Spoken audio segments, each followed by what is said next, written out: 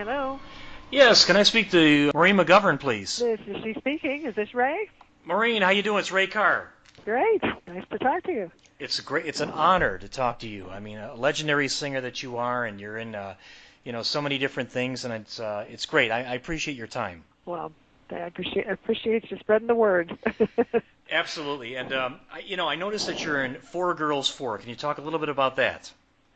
Yes, Four Girls Four was originally done in the 70s with Rosemary Clooney and Kay Ballard and I can't remember all the women's names, but it was a series of women from the 40s and 50s and Yes. 60s that got together, and it was a huge success. And so our producer Wayne Gmitter decided to put together four Broadway women, and it's christened Four Girls Four as well. And it's Faith Prince, a brilliant singer actor, and Donna McKechnie, Andrea McCardle, and myself. And there's also, when one of us are doing something else, then Leslie Uggams has filled in.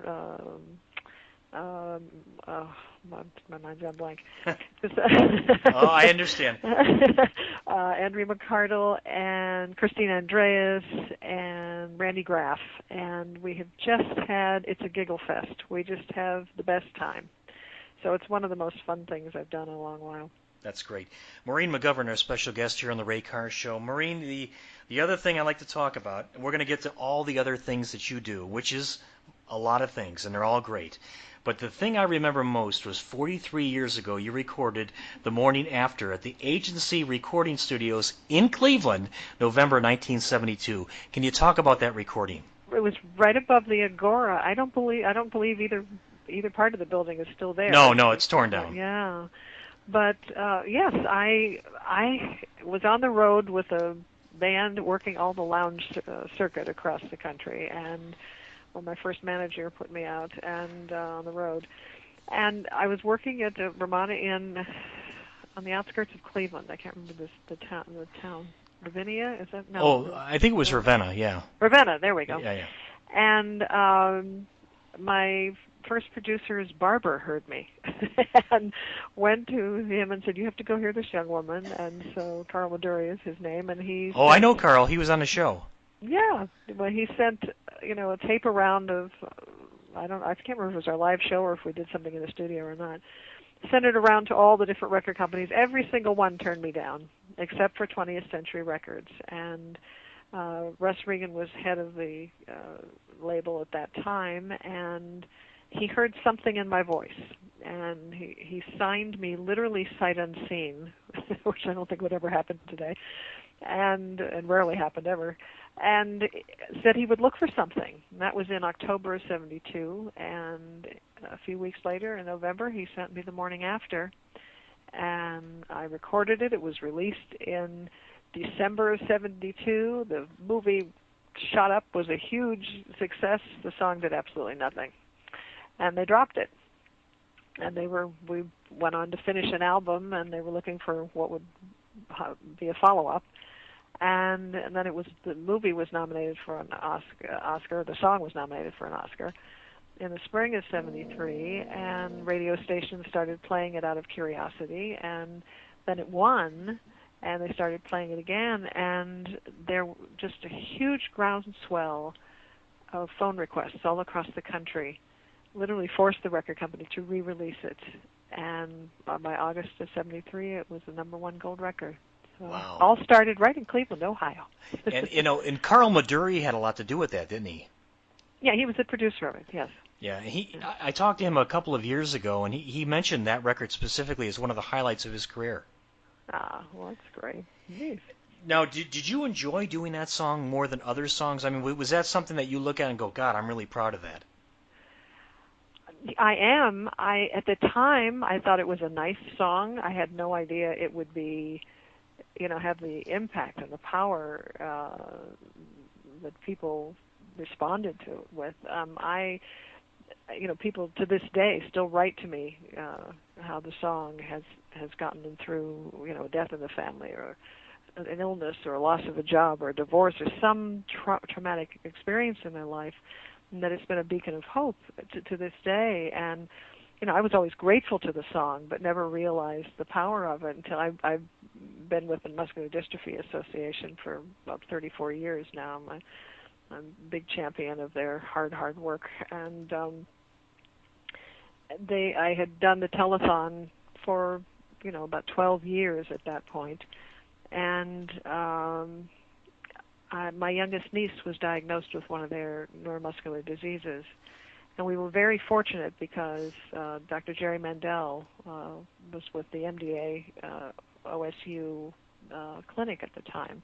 He's the premier leading research doctor for dermatomyositis, which she was diagnosed with. And so, here all these years I've been seeing patients and caregivers and people writing to me about the power of this song. And I was grateful to it, but didn't realize how strong it was. And that night, when I had to sing the morning after, or shortly after she was diagnosed, I could barely get through the song. And It was one of my aha moment as to the true power of that song. To this day, I always do it in my concerts. And, people say, don't you get sick of doing it over and over again? And I said, no, because if you get the letters that I have through the years and have a personal experience with it, I'm always glad somebody's always moved by it. Did you ever get another song that you felt would be at the same level as The Morning After? I think that was a very special case. It was a blockbuster movie and just at the right time for it. I recorded "Can You Read My Mind" for Superman. Right, that was a good song. A lot of different movie themes through the 70s, particularly.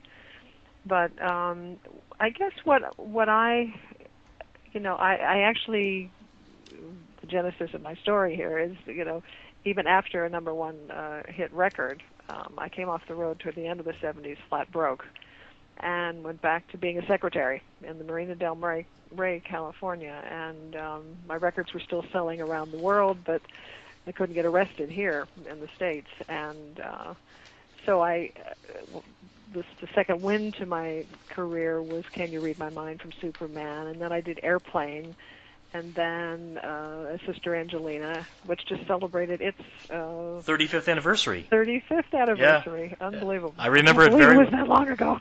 I know. It's amazing.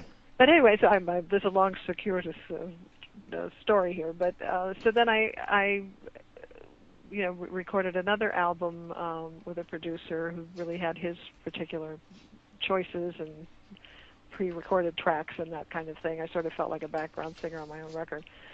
And I walked away from recording and looking for that son of Morning After, which the labels always were trying to find, and replaced Linda Ronstadt in Pirates of Penzance on Broadway, and found a whole new world and a new home in theater. And in the 80s, thanks to Linda Ronstadt making standards commercial again and then respectable again for boomers to sing. Right. Those are all the great songs that I grew up on and loved. And so I turned my gaze away from top 40 and started singing, Great American Songbook and big band and theater music. And so in my cabaret acts in New York, Broadway people are these strange birds that do 8 shows a week and a midnight cabaret show on top of it.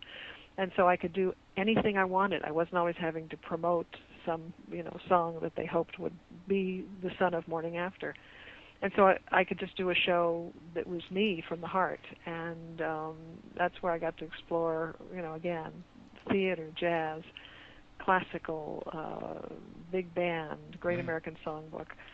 And so it was I just fell in love with all that music and did a whole series of recordings with tributes to Great American Songbook composers and lyricists. And then most recently did Long and Winding Road, which is kind of coming full circle back to my baby boomer roots. Right, because I just received that in the mail today. I couldn't wait to listen to it. Yeah, it looks very good. We had a great time doing that album. And they're all reinventions. They're not, reinterpretations of the songs. Didn't set out to do a museum piece. Even when I do the Great American Songbook, I don't set up, the standards. I don't set out to do a museum piece. It's what's still relevant about these great songs. So that's kind of what the first thing I look for when I put an album together with each song. Maureen, what was the idea of doing Rocky Raccoon? I thought that was a great idea. I just was wondering how that came about. We were in a rehearsal studio and said we have to have something a little lighthearted on this thing, and that little sweet little, my interpretation anyway, a sweet little moment of dementia on there. I guess she's run amok when she does that song. It was fun. It was just, we just decided to do something like that. I think that's fantastic. And are there any other songs by any other artists throughout the years that you thought about recording but haven't yet?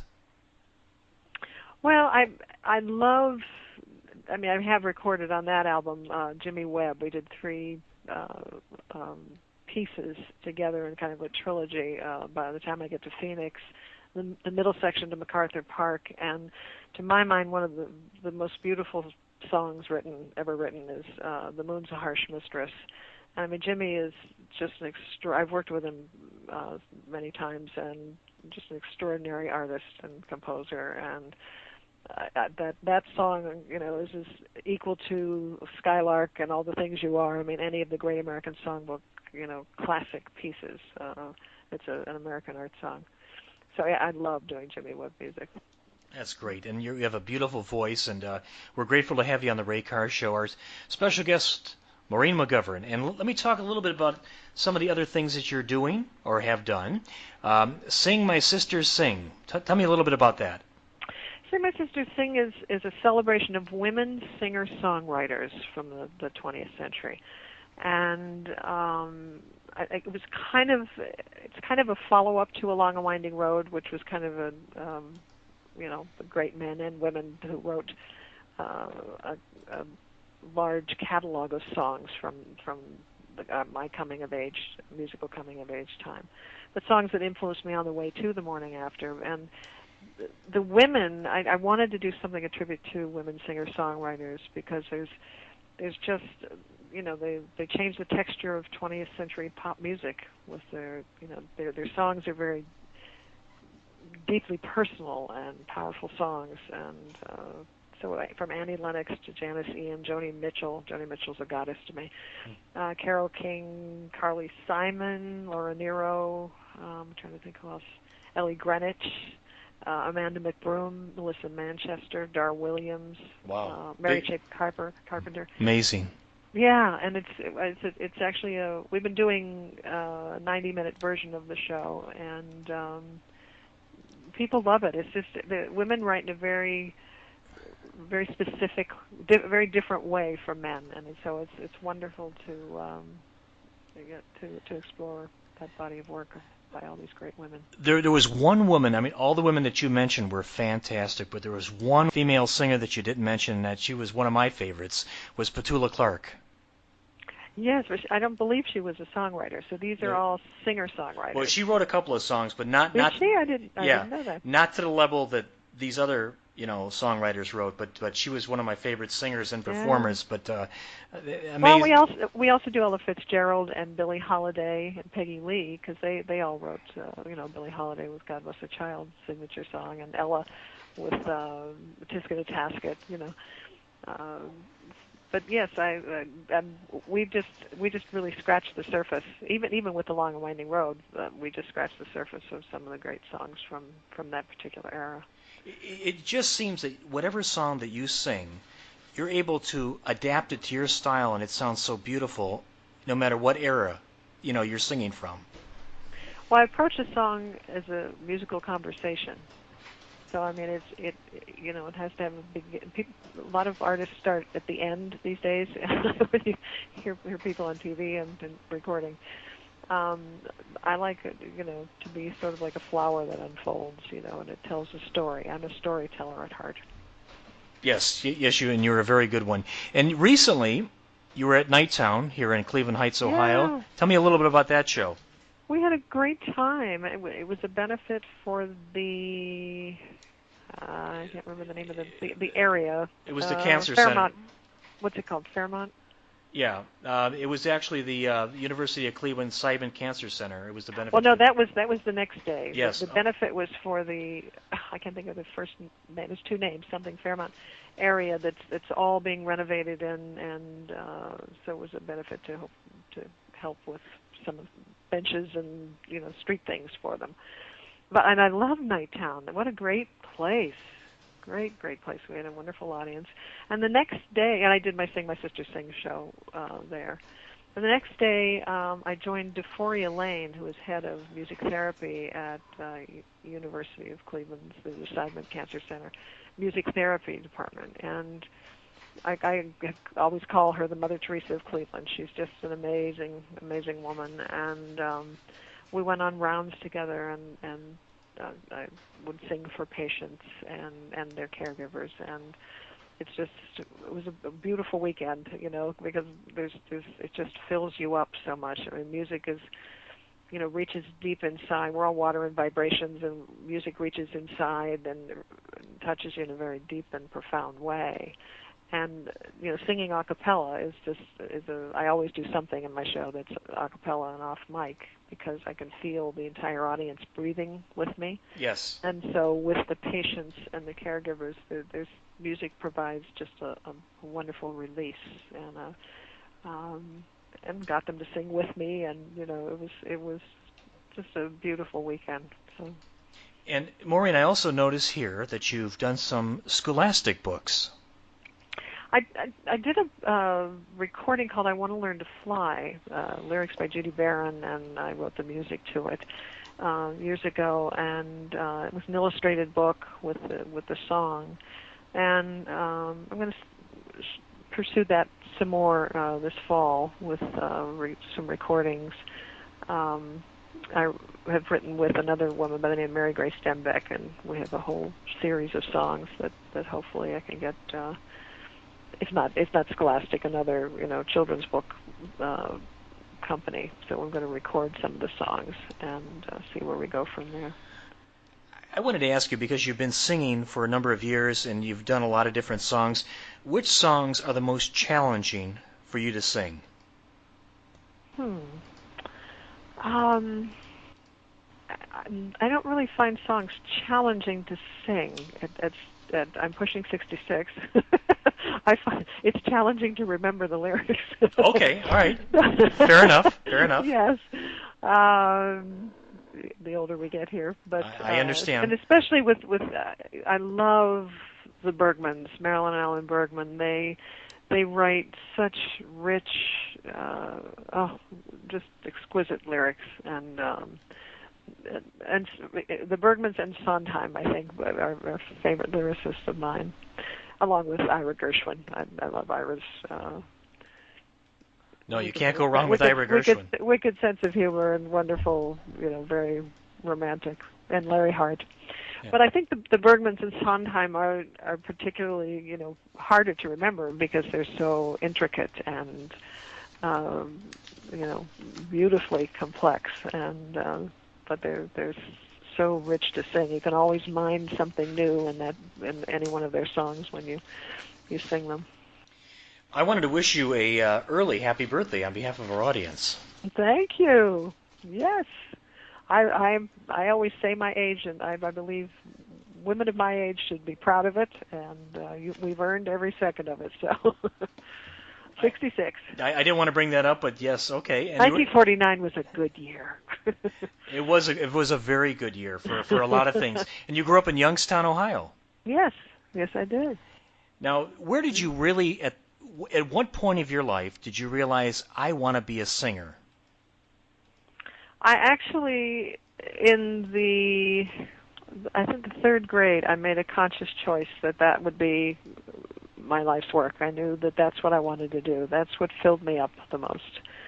And my dad sang in a barbershop quartet and had a beautiful voice, and I was always around music, and he loved big bands and Ella and all the great singers from the big band era.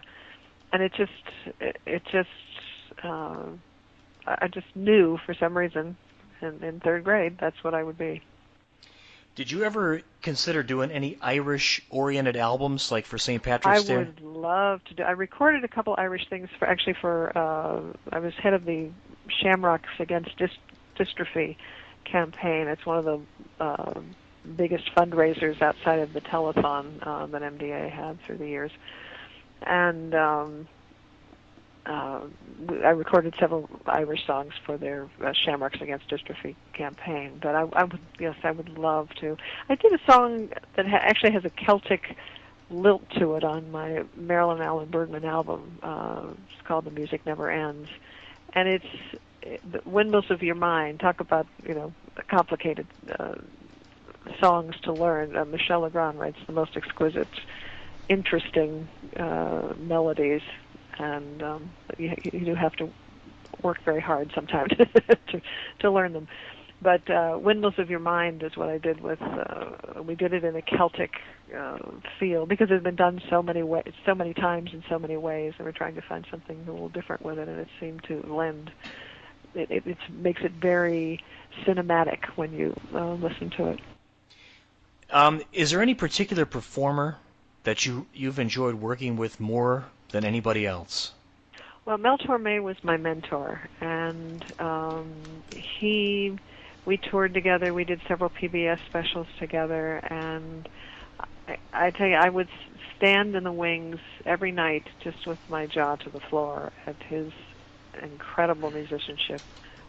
Beautiful, perfect. I don't know if he had perfect pitch, but it certainly was spot on every time. And it's interesting. I'd be doing backstage before he went on, doing all this plethora of vocal warm-ups and all that I had gotten from when I went into Pirates of Penzance on Broadway. I hadn't studied till then, and a singing teacher that I worked with gave me a whole series of exercises to do, and so I'd be doing all this, and he'd just be shaking his head. And the only time I ever heard him warm up was one time. And it was only, I think, 4 or 5 notes, and he went, "The moon was yellow." That was it. I thought that's all he needed. Okay. Wow. Every night, just an extraordinary musician. I mean, he did arrangements and wrote incredible songs, and amazing man. So I feel very blessed to have known him and to have him as a champion of mine. Yeah, I'm a big fan of Mel Torme. I always have been. Is there anything else you could sing for us a cappella? You have a lovely voice. Oh, Jane, see me type. One thing that I did for the patients, Pete Seeger took a traditional song called "How Can I Keep From Singing," and it was one of the songs that I sang for the people. And "Our Love Is Here to Stay" is kind of for people of a certain age anyway. That's an incredible song that resonates with almost everybody. And whether I have sung this for a cancer patient with her entire family, around her hospital bed, and got them all to sing, and it changes the molecules in the room. So it's very clear our love is here to stay. Not for a year, but ever and a day. The radio and the telephone and the movies that we know may just be passing fancies, and in time they go. But oh my dear, our love is here to stay. Together we're going a long, long way.